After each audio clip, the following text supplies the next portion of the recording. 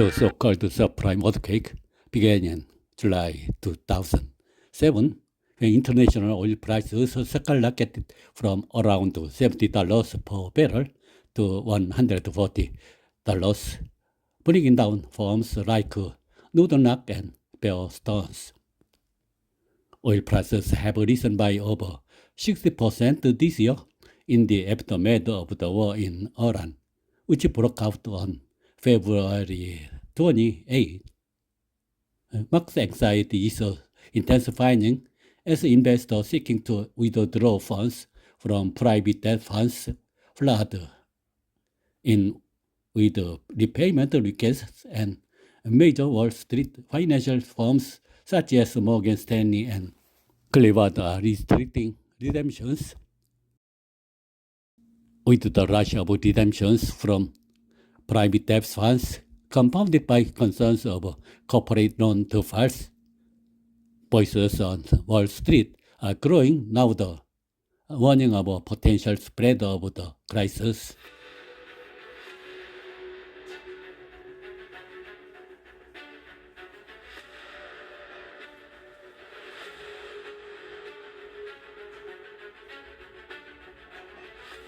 국제 유가가 치솟고 사모대출 부실화 우려가 커지면서 투자자들의 자금 회수 요청이 폭발적으로 늘고 있습니다. 모건 스탠리와 클리프워터 같은 월가 대형 금융사들이 환매를 저하하는 상황, 이 장면 어디서 본 듯하지 않으십니까?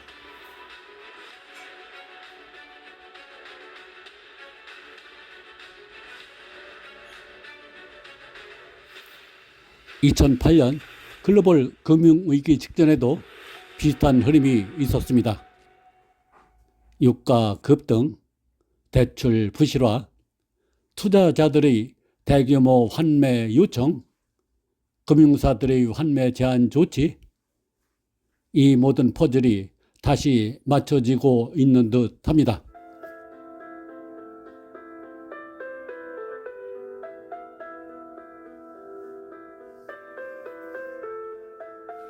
물론 지금이 곧 위기라는 단정은 어렵습니다. 하지만 자금 경색과 투자자 불안이 확산되면 금융시장은 순식간에 흔들릴 수 있습니다.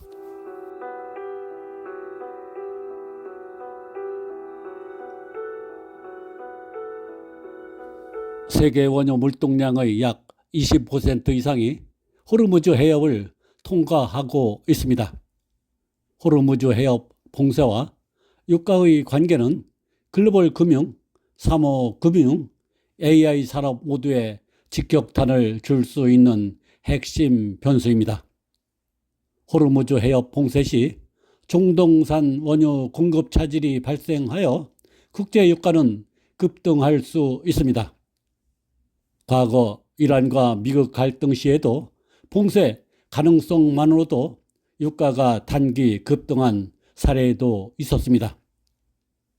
호르무즈 해협 봉쇄는 한국 경제에 단기 충격을 주지만 장기적으로는 에너지 전환과 AI 기반 효율화 산업을 촉진하는 계기가 될 수 있습니다.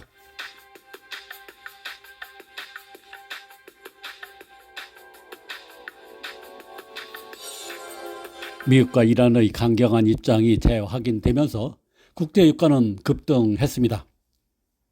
미국과 이스라엘의 공습으로 촉발된 중동 전쟁이 2주째 접어들면서 국제 유가가 다시 배럴당 $100 선을 넘어섰습니다.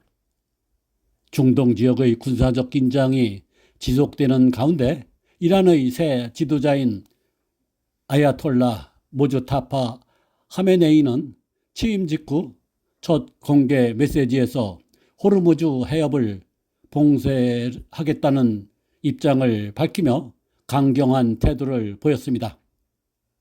이 발언 이후 국제 유가는 심리적 저항선으로 여겨지던 배럴당 $100 선을 다시 넘어섰습니다. 브렌트유는 $100를 상향 돌파했고 WTI는 10% 가까이 상승해 $90 중반대를 기록 중입니다.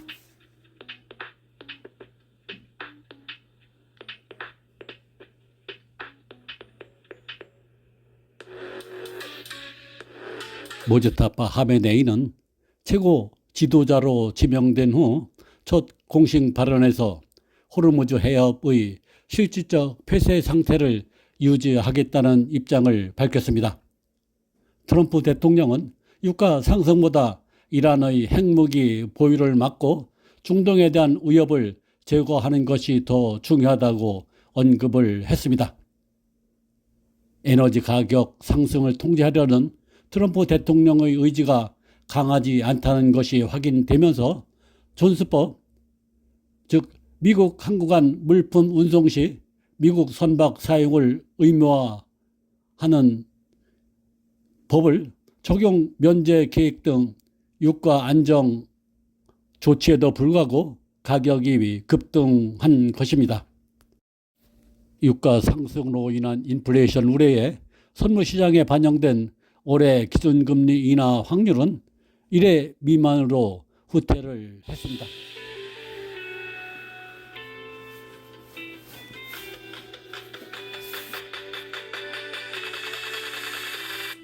호르무즈 해협 봉쇄 시 한국 경제와 금융시장에 미칠 구체적 영향은 매우 크고 다층적입니다.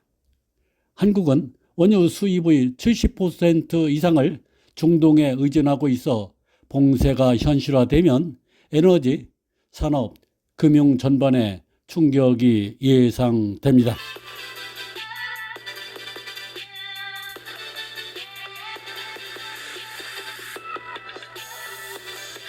유가 상승으로 기업 부실 위험이 확대되고 있습니다. 에너지 비용 급등으로 제조, 운송, 소비재, 기업의 비용 부담이 증가하여 사모대출 포트폴리오 부실 위험이 증가하고 있습니다. 투자자들은 불확실성에 대비해 자금 회수 요청이 쇄도하고 있고 이에 사모펀드 환매 제한 가능성도 확대되고 있습니다.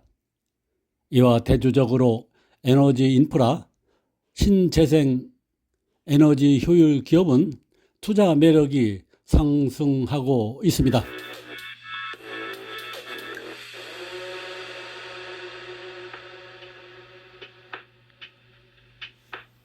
유가와 AI 산업과 연결하여 살펴보면 데이터 운영비가 폭증하여 AI 연산에 사용되는 GPU 클라우드 확산으로 전력 수요가 급증하고 고유가 상황에서 운영 비용이 크게 상승할 수 있습니다.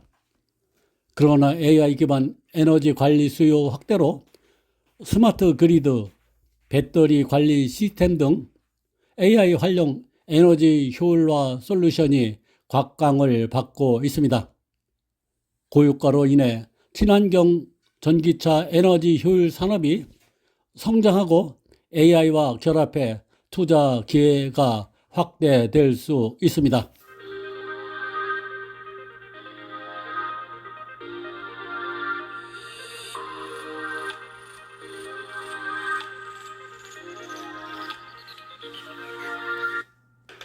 한국의 금융시장은 환율 변동성 확대로 원유 수입 비용이 증가하면서 원화 약세 압력도 받게 됩니다. 이와 함께 주식시장은 충격을 받을 수 있습니다. 이런 경우 정유, 운송, 항공, 소비재 업종 주가가 하락할 수 있으나 에너지, 신재생, 원전 관련주는 상승 가능성이 높아집니다. 채권 시장은 불안해질 수 있어 인플레이션 우려로 금리 상승 압력이 커지면서 기업 자금 조달 비용이 증가할 수 있습니다.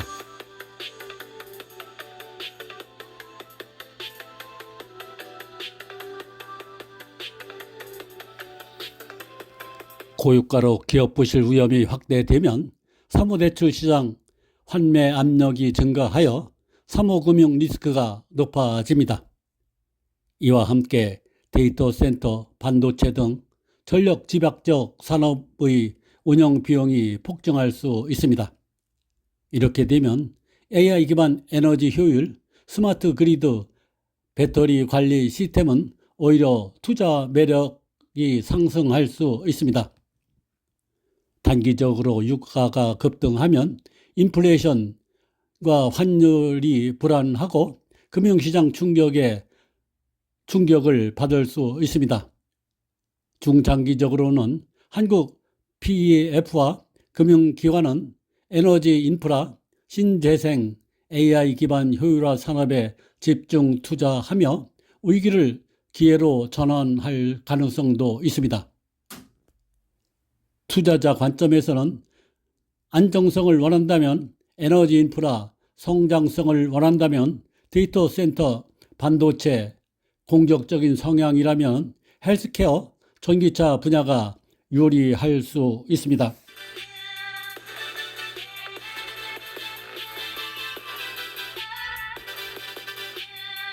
현재 고유가 상황은 사모금융과 AI 산업 모두에 중대한 영향을 미치고 있습니다. 에너지 비용 상승은 기업 부실 위험을 키워 사모대출 시장의 불안을 확대하고 동시에 AI 인프라인 데이터 센터, 반도체의 전력 수요를 폭증시켜 투자 기회와 리스크를 동시에 만들어내고 있습니다. 인공지능 발전으로 소프트웨어 산업 전체가 흔들릴 수 있다는 우려가 퍼지면서 미국 사모펀드 시장이 흔들리고 있습니다. 미국 사모펀드 대출업계가 소프트웨어 기업에 대규모로 투자한 영향입니다. AI 파괴론이 확산되면서 투자자들의 환매 요청이 급증했고 세계적인 자산 운용사와 사모펀드 회사들마저 자금 인출을 제한하거나 아예 중단하고 있습니다. 미국 사모대출 시장의 신용 불안이 글로벌 금융위기의 전조가 될 수 있다는 우려도 제기됩니다.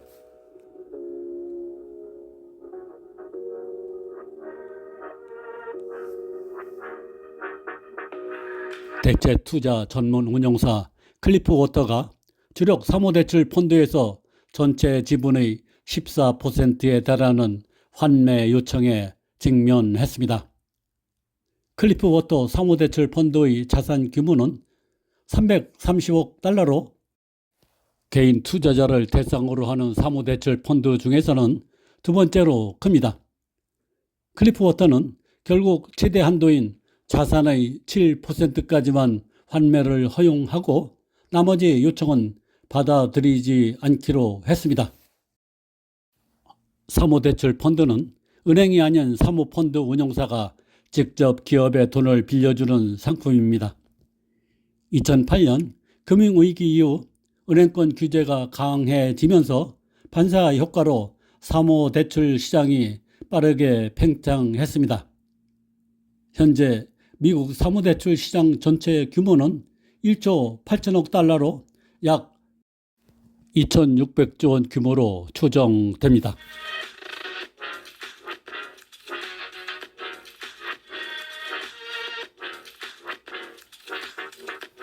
클리프워터 사태는 연초부터 이어진 미국 사모대출 환매 사태의 연장선에 있습니다. 2월 사모대출 운용사 블루아울 캐피털 환매 사태가 시발점이었습니다. 자산가치 15.4%에 달하는 환매 요청이 쏟아지자 주력 펀드의 환매를 전격 중단했습니다. 자금 마련을 위해 자산까지 팔아치웠습니다. 세계 최대 사모펀드인 블랙스톤 역시 1분기 사모대출 펀드에서 전체 자산가치의 7.9%에 달하는 38억 달러, 한화로 약 5조 6천억 원 규모의 환매 요청을 받았으며 자체 임직원 펀드까지 동원해 간신히 틀어막았습니다. 세계 최대 자산 운용사 블랙록의 사모대출 펀드도 자산가치의 5% 이상 자금 인출을 아예 제한했습니다.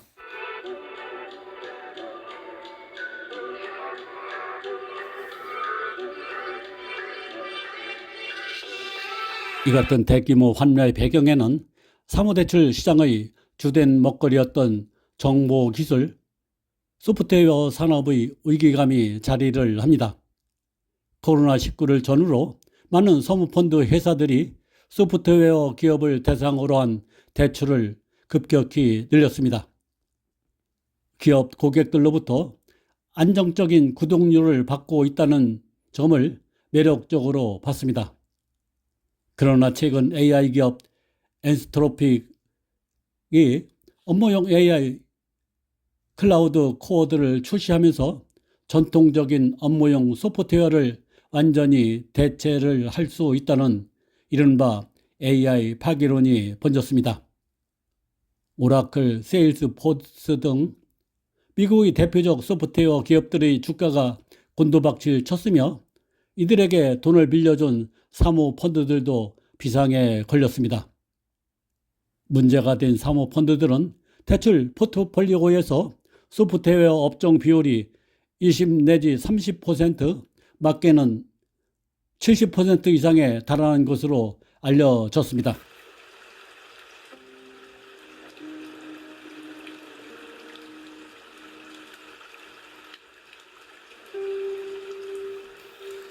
(2월) 말 기준 국내 금융권의 해외 사모대출 판매 잔액은 17조 원입니다.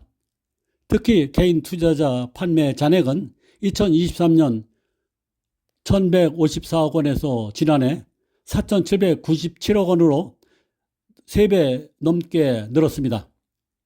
다만 국내에 판매되는 해외 사모대출 펀드는 높은 등급 자산을 기초로 하고 국내 신용평가사의 평가를 한 차례 더 거쳐 직접적으로 타격을 받을 가능성은 낮다는 분석도 있습니다.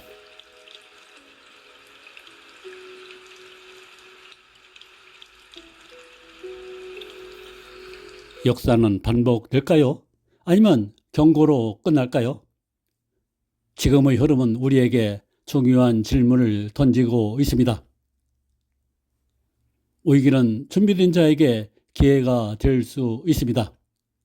여러분은 어떻게 생각하십니까?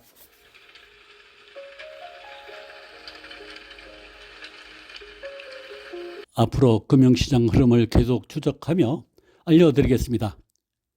구독과 알림 설정 잊지 마시기 바랍니다.